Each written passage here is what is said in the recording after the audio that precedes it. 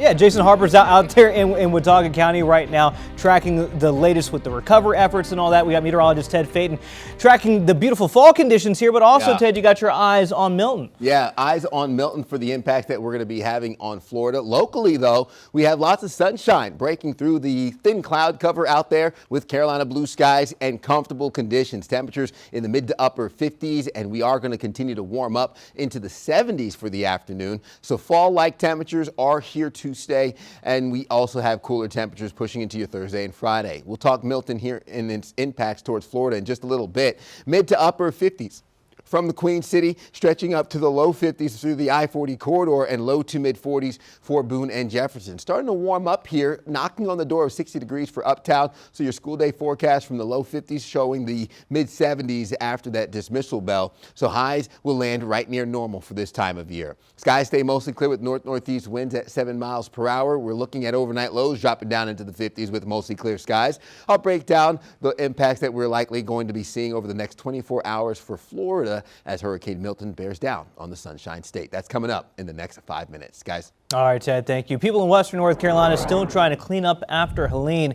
Governor Roy Cooper will give an update on those efforts this afternoon. He'll be at the Emergency Operations Center in Raleigh, along with members of FEMA, the National Guard, and Emergency Management. Now, yesterday, the governor was in western North Carolina, continuing to tour the damage in Burnsville and Yancey County, as well as Spruce Pine in Mitchell County.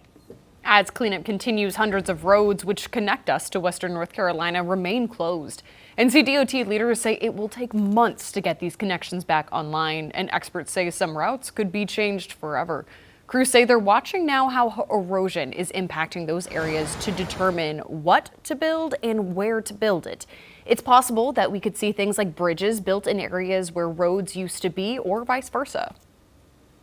So I'll be honest, these are the areas I'm most concerned about. Typically, meandering rivers will change their paths over a longer period of time. Due to this storm, we've accelerated the process. We've basically jumped years ahead, and now the river's new path is where the road was. You don't really want to fight its new flow pattern. That's going to introduce more problems for you down the road. There could also be issues with the existing pavement. Some roads may not be able to support the weight of the type of equipment that's needed to make repairs. And speaking of western North Carolina, for the next 4 weeks, we're pivoting our fall hometown tour to the areas hardest hit by Helene. And we're highlighting some of the stories of those who need the most help right now and the ones who are giving it out freely. That's right. And Queen City News anchor Jason Harper, hometown storyteller Maureen Wirtz join us live from Watauga County ahead of today's hometown tour. Jason, here's the most important question. Have you gotten Maureen some coffee since we talked to her a few hours ago? You're asking the wrong person. This guy's had 4 cups of Joe. Feel free to answer that question. No, Maureen. he has not gotten me coffee, but we're good. It's going to be a day. I'm going to pace myself coffee throughout the day. Like, too much in the morning makes you too jittery. Before we finish this show, I'm going around the corner. There's an espresso donut place I hear about. All the App State kids go to it. I think it's nearby. I'll be going to that sooner or later. Listen, we're having a good time in the midst of tragedy and what's going on. I love that you're here, Maureen. We've been laughing. You know, we paired one of the shorter people at our station with one of the taller ones. And so we've been going through height challenges and enjoying that, right? So anyway, here, I'll come down here. We'll talk a little bit more. Listen, I love that you're here because, as we've said, Maureen is our favorite storyteller and is able to really talk and get to the heart of. Listen, we've shown the bridges, we've shown the trees, the water, the mud, all that, and that's not going to go away for any time. But the people, they're the ones that are trying to get through all this. And like, what's kind of moved you the most, you feel like, in the last week or so? You know, I think it's, I think what stuck with me a lot, and I think this is a lot of people, and I guess like moved, but it's also kind of sad, is there's a lot of trauma and survivor's guilt in this western part of the state. So many people are feeling torn between like being grateful that they're alive, but then being really sad that they lost everything. And I think that's like very much all over the area. And that's when you're talking with people, they're like, it's such a complicated emotion because you've lost everything. Everything has changed. Life as you know it has changed. You are alive, but the whole, where you grew up, what you call home is now different. And I think that's kind of something that it's heavy. It feels heavy, and it is, and it's everywhere. Obviously, it's here in Watauga County, but it's half of our state. You know, and one of the things that we've been talking about this morning, and I think we're going to come to know this over the next even 6 months, is in our industry, we're there with our cameras when the truckloads of supplies roll up at a church or into a community at a shelter, and then our cameras are off. We turn around and we go back and we move on. We're talking about another hurricane this morning. And so we don't see when the family takes those supplies and they go back to what is left of their home and have to figure out how to ration a dozen bottles of water. How do we feed our pets? How do we feed our kids? We're running low on diapers. This is going to last us only 2 days. Like, we're not there when those doors are closed. And I can't even imagine what that must feel like when they're by themselves and it's quiet. And I think, so like some of the stories that we did that are airing at 5 o'clock tonight were, we wanted to just kind of be with the people. That was it. Because I was like, we've seen, yeah, like you had said, we've seen the damage and all that stuff. I'm like, I want to follow someone around for the day as they navigate. They don't even have their driver's license. They don't have anything. Gosh. You know, they just have the clothes that they were wearing when they escaped the mudslides or the floods. And I think that there's still beauty to be found in that, because there are people who are helping and caring, which is great. But yeah, it's just, I think it's going to be a long time before people can even figure out what their normal is going to be as well. And that's why we're here. That's why we're going to be doing these all month. We talked with a guy yesterday in a small little town, which I hope to share with our viewers in the next couple days. We had to land by helicopter. You can't get there any other way. And he, you know, he's had his ski jackets and stuff since the 70s. All that's gone. He literally has no clothes. And it's, as we know, it's starting to get cold, and we're just now getting into the cold season.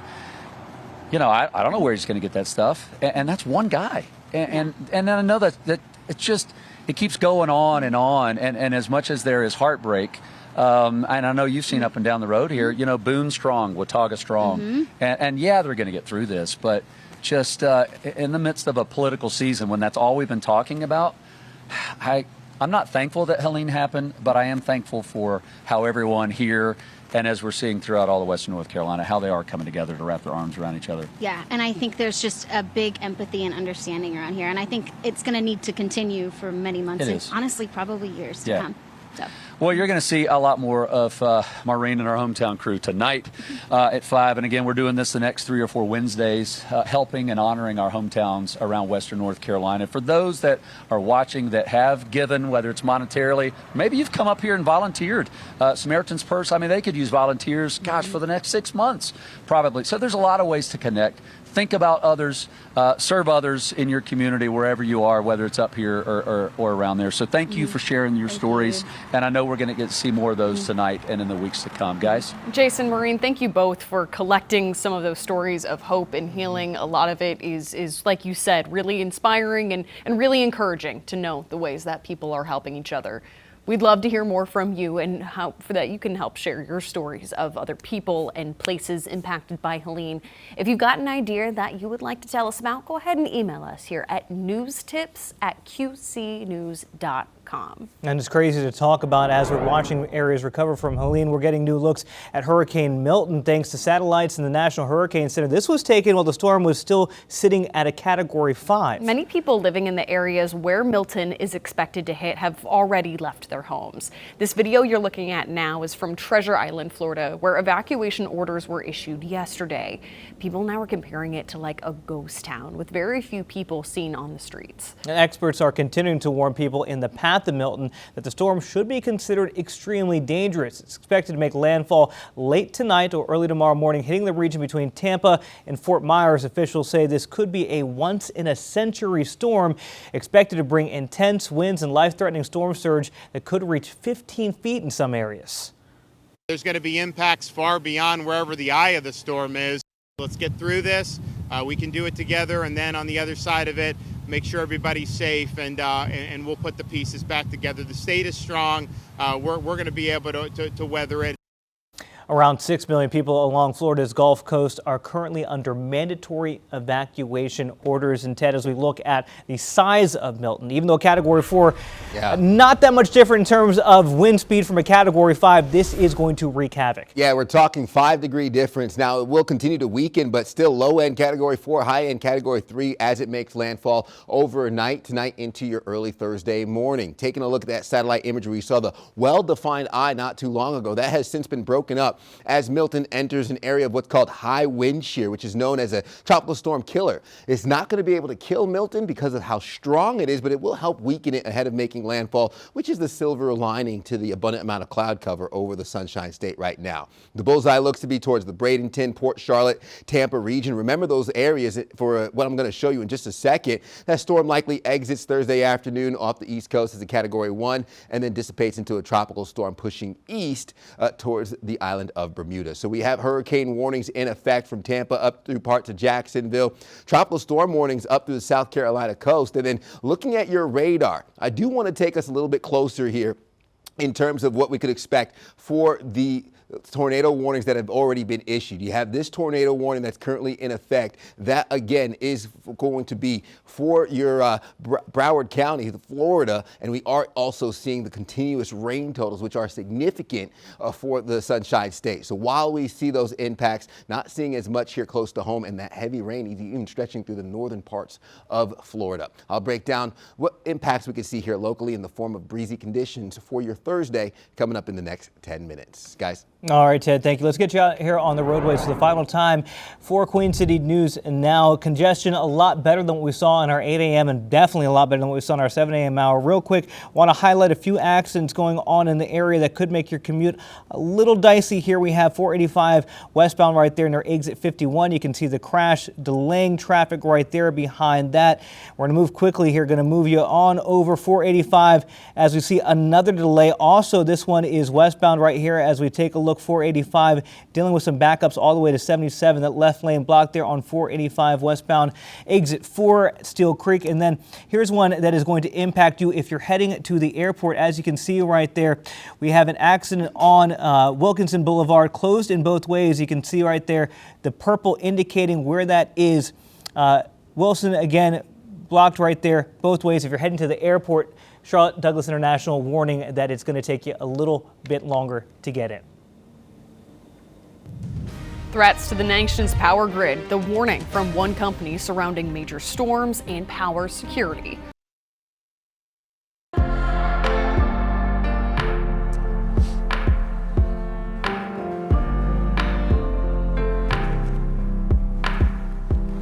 So typically this time of year, we feature our hometown series with Maureen Wirtz and our crew as they head around to some of our favorite hometowns and the people that make them so lovely. And we, of course, have pivoted since Helene and these towns and communities in Western North Carolina that are pulling together as family now and showing their resiliency. So we're starting today in Watauga County. And we have been in Boone. I've been in Boone the last couple of days, getting to meet the folks and the families that are hanging on to each other and trying to bring as much hope and strength into their communities. And, the schools, that is certainly a strong family in any community is the schools and the families that come together there. And we had a chance to catch up with the principal at Watauga High School on Monday with some of the students, what they're doing to give back and help in the hardest of times. Take a listen. What's been absolutely incredible, coming into the gym every day and seeing students and staff and community volunteers. I think we've counted each day we've had over 200 to 300 volunteers, and it's a wide range of people from community members, students from Appalachian, lots of our own students from local middle schools, as well as a tremendous amount of very kind-hearted staff.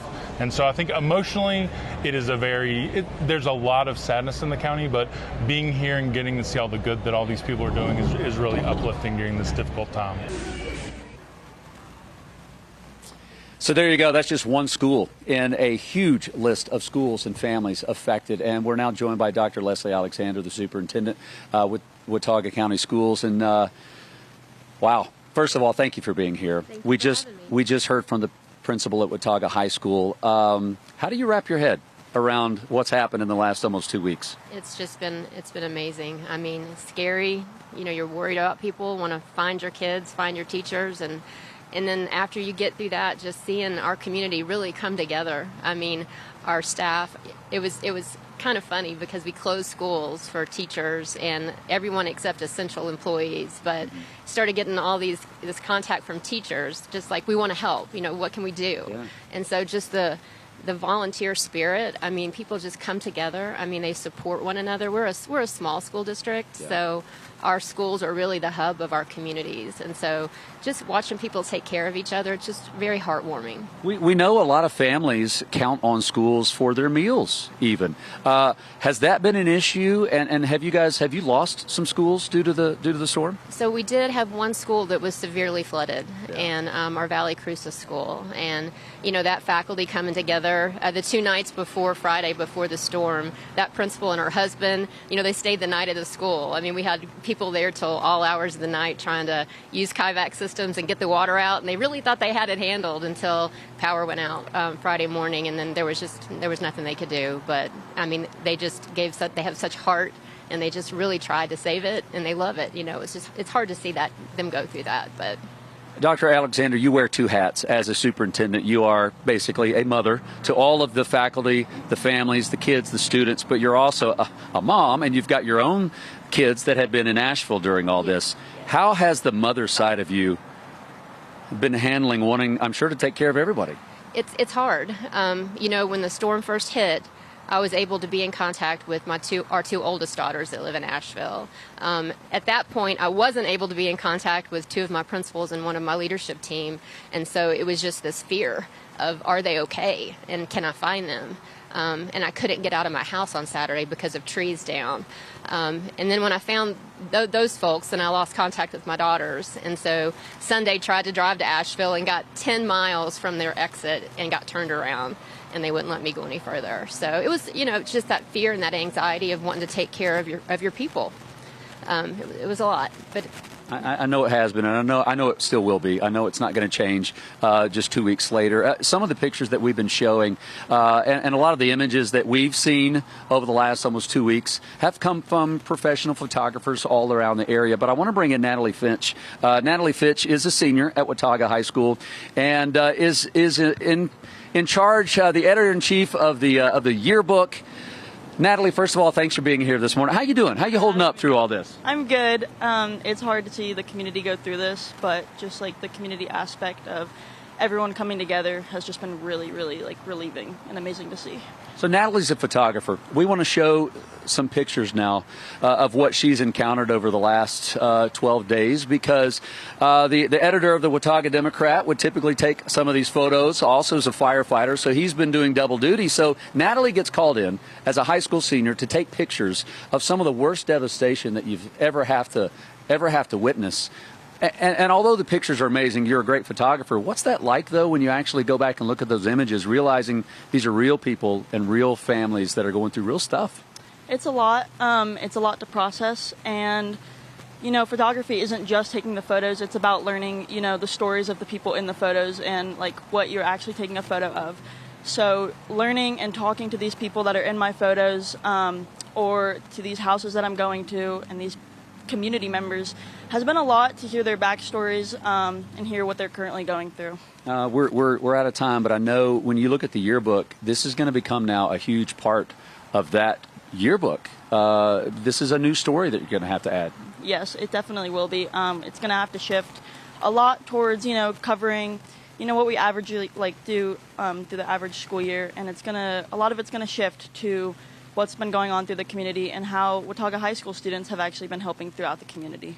One of the first images I saw at Watauga High School was their rock painted Watauga strong. And so, Dr. Alexander, thank you for what you're doing. From the littlest of babies that I know just probably grab your heart to seniors that have had a book-ended school career, starting middle school with COVID and now wrapping their year with this is a lot. My girls have gone through this, so I can empathize with what you're going through. Natalie, thank you. Dr. Alexander, thank you for the families. Our hearts go out to Watauga County. We love them, we support them, and pray for them. We'll be back. You're watching Queen City News.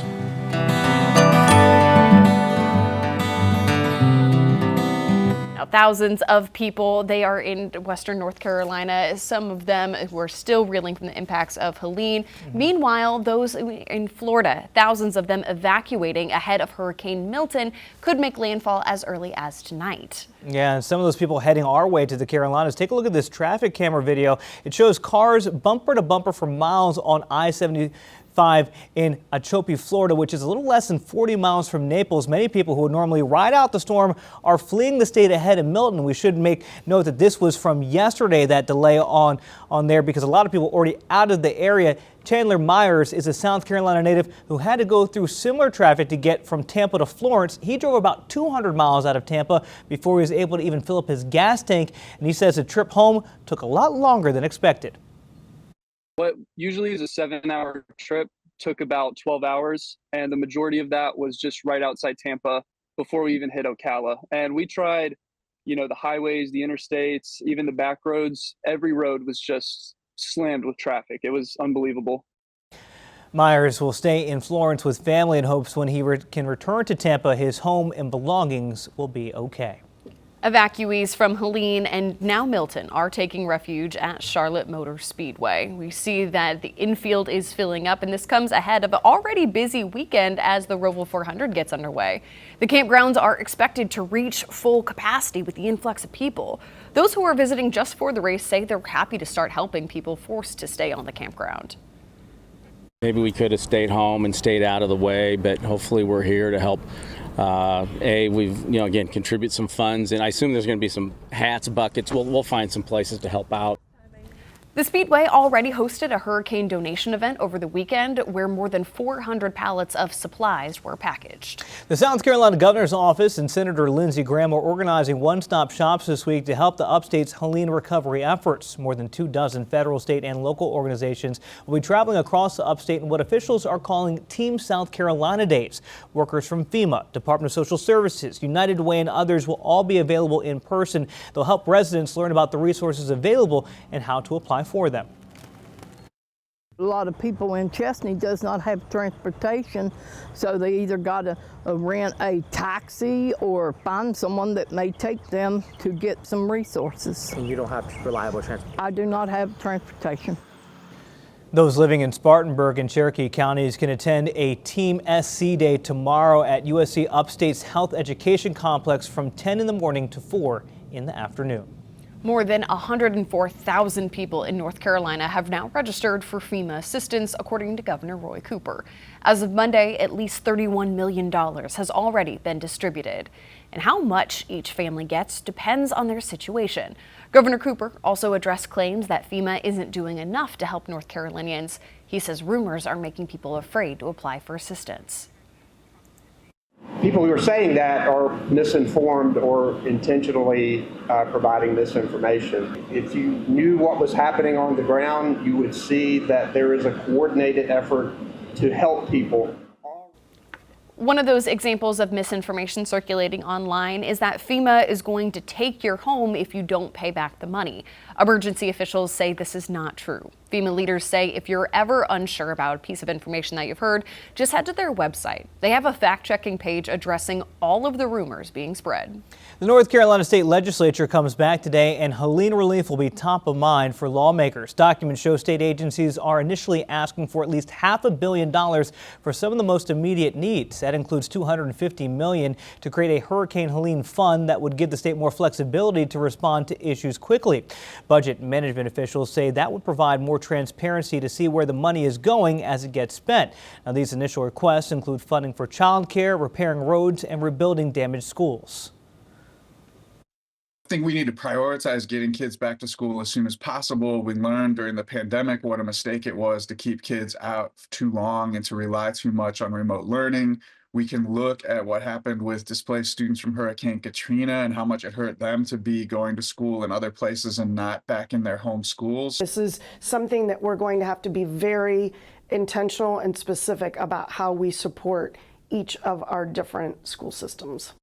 Republicans say the bill is also expected to include changes impacting the election and people's ability to vote, but we still haven't gotten the specifics on that yet. And speaking of impacts from Helene, we want to go back out to our Jason Harper. What do you have coming up next for us, my friend? Well, good morning to you, Jordan. You're just talking about the impacts of what Helene has done. We've talked about restaurants. We've talked about the education, the livelihood of these folks in Watauga County. Think about the small businesses, right? We take that beautiful shot on King Street and Boone all the time. What's going to happen to the economy after Helene? That is the backbone of this community. We'll talk about that coming up here. You're watching Queen City News this Wednesday morning. We'll be back.